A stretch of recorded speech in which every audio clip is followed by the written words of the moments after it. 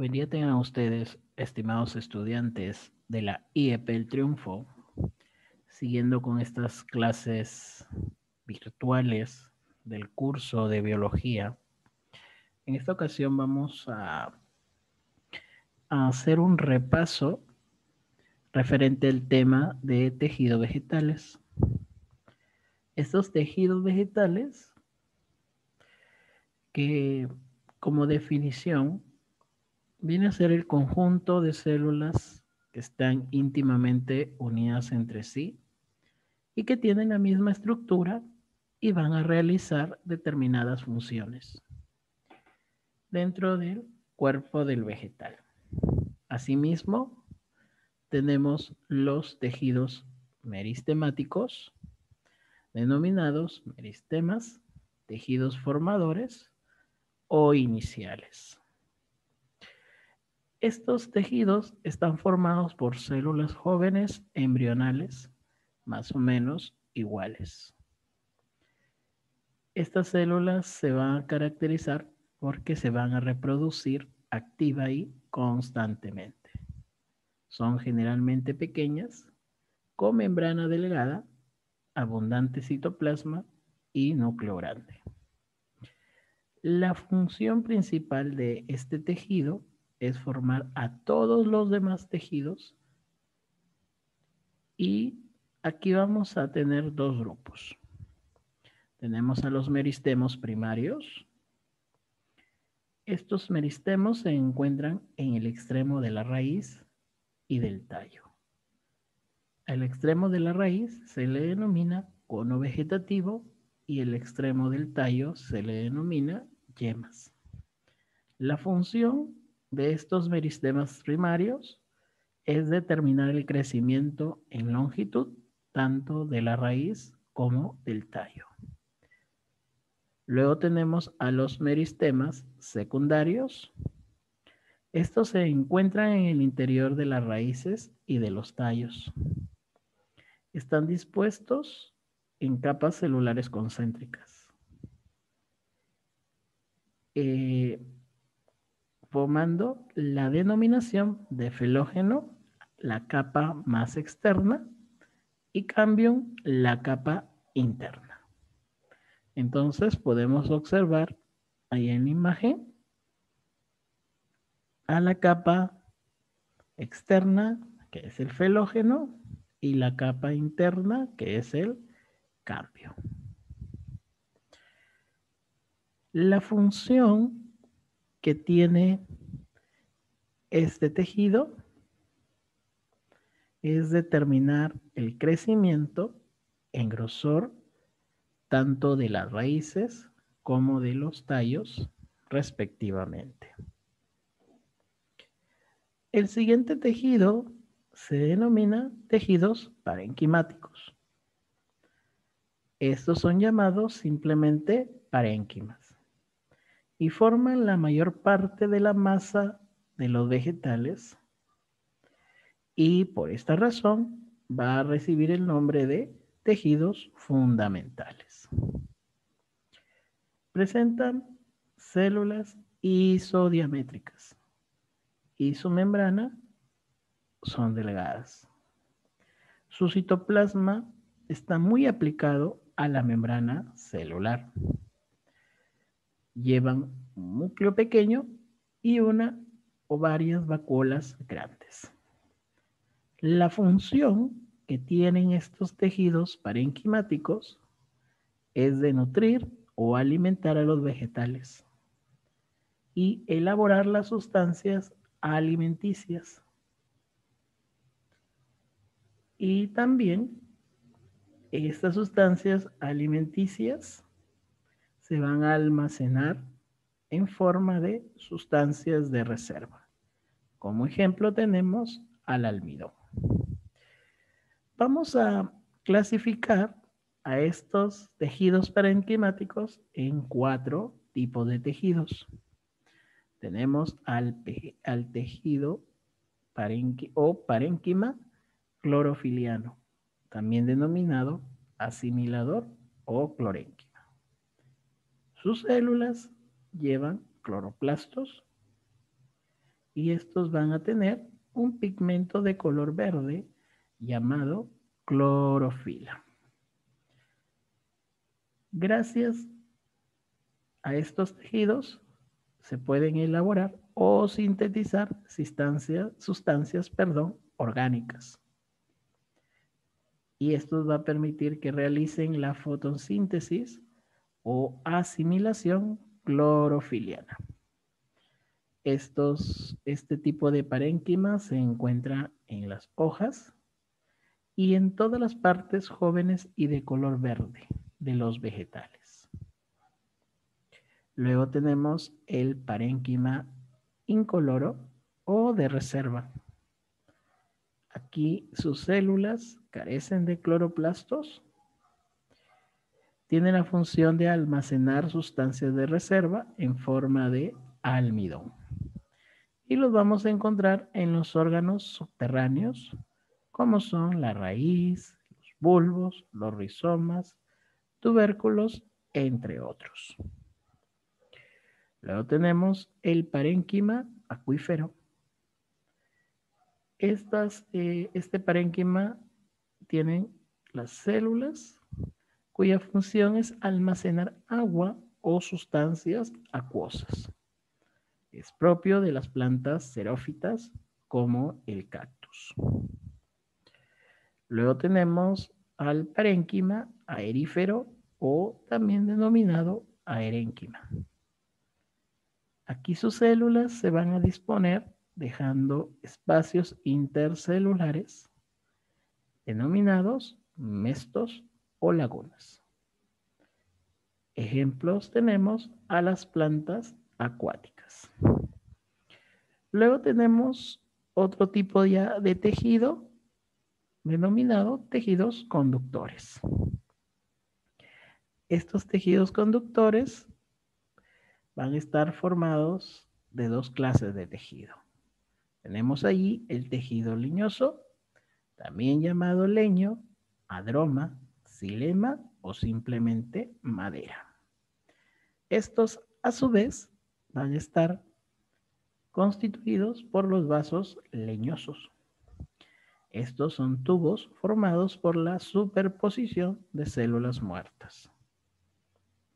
Sus paredes laterales se encuentran engrosadas o lignificadas y las membranas intermedias se pueden absorber o desaparecer total o parcialmente. El engrosamiento de las paredes laterales no va a ser uniforme y es por eso que vamos a tener los siguientes vasos o tubos leñosos. Aquí tenemos a los vasos leñosos anillados, donde el engrosamiento o lignificación de las membranas laterales tiene la forma de anillos. Tenemos a vaso leñoso espiralado, donde el engrosamiento tiene la forma de una cinta espiralada. Al vaso leñoso reticulado, donde el engrosamiento tiene el aspecto de una red con mallas oblicuas. Vaso leñoso punteado, donde el engrosamiento abarca la mayor parte de la membrana, excepto en algunas zonas. El vaso leñoso escaleriforme, aquí el engrosamiento abarca la mayor parte de la membrana, excepto en algunas formas o zonas, perdón. Ahora, cuando las membranas de separación o intermedias se gelatinizan o se disuelven, desapareciendo completamente, estos vasos van a recibir el nombre de tráqueas o vasos abiertos. Algunas veces dichas membranas se destruyen parcialmente. A esto se le conocen como traqueidas o vasos cerrados. La función que tienen estos vasos leñosos es de conducir el agua y las sustancias disueltas en ella, cuyo conjunto se denomina savia bruta o inorgánica, desde la raíz hasta las hojas. Luego tenemos el tejido liberiano, llamado también floema o lectoma. Y estos, pues a su vez, están formados del vaso liberiano o cribosos. Y estos tubos están formados por la superposición de células vivas alargadas, con las paredes laterales sin engrosamiento y las membranas intermedias o de separación están atravesadas por un conjunto de orificios formando una placa cribosa. De ahí proviene el nombre de vasos cribosos. La función es de conducir la savia orgánica o elaborada desde las hojas a las diferentes partes del vegetal donde se consume o se deposita como reserva de sustancia. Los tipos de haces vasculares que tenemos, ¿no? Va a ser de acuerdo a la disposición que tiene tanto el xilema como el floema.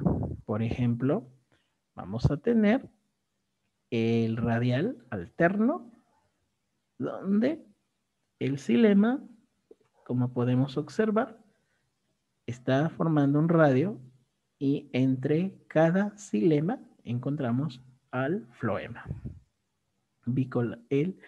La siguiente es letra B, colateral cerrado, que está unido tanto el floema como el xilema. Y el colateral abierto, tenemos el cambium vascular que separa al xilema del floema. Luego tenemos el bicolateral, donde tanto xilema como floema, ¿no?, se encuentran unidos, ¿no?, como si estuvieran dos colaterales cerrados, mirándose uno al otro. Concéntrico perifloemático o anficribal, donde podemos observar el floema rodeando al xilema. Y el concéntrico pericilemático, o también llamado anfibasal, donde encontramos al xilema rodeando al floema. Ahora continuamos con los tejidos de protección. Estos tejidos van a revestir y proteger al vegetal de los golpes o efectos mecánicos, de la pérdida de agua, de los cambios de temperatura y de muchos de los factores ambientales que pueden perjudicar al vegetal. Por lo cual vamos a clasificarlo de la siguiente manera. Tenemos la epidermis o tejido epidérmico. Este consta de una sola capa de células vivas de forma variada. Estas tienen citoplasma reducido a delgadas capas parietales. Generalmente no presentan cloroplastos. El citoplasma lleva vacuolas grandes llenas de jugo coloreado. Estas se denominan antocianinas o incoloro. La pared externa se va a engrosar y esto se debe a porque está impregnada de una sustancia celulósica e impermeable llamada cutina. Ahora, estos va a presentar ciertas modificaciones ahí en este tipo de tejido. Por ejemplo, tenemos a los estomas, los cuales son aberturas muy pequeñas y permiten la comunicación de las ondas profundas del tallo y de las hojas con el ambiente. Y luego tenemos a los pelos o tricomas, que vienen a ser apéndices epidérmicos. Presentan forma y estructura muy variada y son muy importantes porque complementan la función protectora de la epidermis. La función de este tejido epidérmico o epidermis es de recubrir y proteger las partes aéreas de las plantas herbáceas y de las ramas jóvenes y hojas de las plantas vivaces o perennes. Como segundo tipo o clase tenemos al suber o tejido suberoso, el cual está constituido por varias capas de células muertas. Estas células son pequeñas y de color parduzco. Tienen membranas suberificadas, quiere decir que están impregnadas de una sustancia impermeable llamada suberina. En el exterior van a presentar las lenticelas o lentejuelas, los cuales van a reemplazar a los estomas. Y estos van a ser formaciones verrugosas, ovales o fusiformes, dispersas en las superficies suberificadas.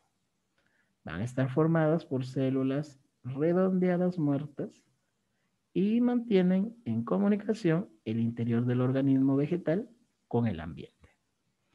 La función de este suber o tejido suberoso es recubrir y proteger las raíces y los tallos y ramas adultas de las plantas vivaces o perennes. Luego tenemos a los tejidos mecánicos o también de sostén. Estos van a formar el esqueleto de las plantas, proporcionándoles la rigidez y así poder mantener su forma, poder soportar su propio peso y contrarrestar las fuerzas de los vientos y de otros factores ambientales. Aquí vamos también a tener diversos tipos de tejido mecánico. Por ejemplo, tenemos el tejido colenquimático o simplemente llamado colénquima. Este tejido está formado por células vivas isodiamétricas o rectangulares y son muy parecidas a las células parenquimáticas, de las cuales derivan tanto por su forma como por su contenido clorofílico. Su membrana va a estar engrosada desigualmente. Si se engruesa solo en los ángulos, van a recibir el nombre de colénquima convexo o angular. Y si es que se engruesa toda la membrana, se denominará colénquima cóncavo. La función de este tejido es proporcionar resistencia y flexibilidad y se van a encontrar en los órganos vegetales jóvenes. Luego tenemos al tejido esclerenquimático o esclerénquima, que está formado por células muertas. Sus membranas van a estar totalmente engrosadas y a menudo lignificadas. Y según la forma de las células, van a recibir diferentes denominaciones. Por ejemplo, tenemos las células esclerenquimáticas y las fibras esclerenquimáticas. Con respecto a las células esclerenquimáticas, también denominadas esclereidas o células pétreas, estas son cortas, poliédricas y se encuentran en los huesos de los frutos como el durazno, la tagua o marfil vegetal, la lúcuma, entre otros. En cambio, las fibras esclerenquimáticas son células alargadas, fusiformes, que se unen formando haces o paquetes usados en la industria textil, como por ejemplo lino, cáñamo, yute, entre otros. Estos tipos de tejidos se van a encontrar en los órganos vegetales ya desarrollados o maduros, por lo cual son considerados los tejidos de sostén por excelencia. Y finalmente tenemos a los tejidos secretores o excretores. Estos tejidos van a estar conformados por tres estructuras: las células secretoras, las bolsas secretoras y los tubos laticíferos. Con respecto a las células secretoras, son más o menos globosas y en su interior se van a encontrar secreciones diversas, como son las resinas, aceites esenciales, mucílagos, taninos, entre otros. Con respecto a las bolsas secretoras o espacios secretores, estos se forman por la disgregación o disolución de grupos de células y se encargan de segregar también diversas sustancias como las esencias, resinas, taninos, entre otros. Y finalmente tenemos a los tubos laticíferos. Estos son conductos los cuales se forman a partir de una sola célula o varias células cuyas paredes transversales se disgregan o disuelven. Estos tienen la función de segregar el látex, que si el látex resulta ser una emulsión heterogénea, va a presentar un color blanquecino o lechoso o algunas veces amarillentos. Estos pues tenemos a la amapola y el opio. Algunos también tienen, algunas plantas también tienen tubos laticíferos, por ejemplo, el caucho, la lechuga, entre otros. Muy bien, entonces allí hemos culminado con esta sesión, ¿no? Es de repaso. Se les estará haciendo llegar también una actividad para que ustedes puedan repasar, ¿no? Y así puedan dar un buen examen. Muy bien, chicos, entonces con esto, hemos culminado. Les agradezco por su atención y nos veremos en una próxima oportunidad. Cuídense, hasta luego.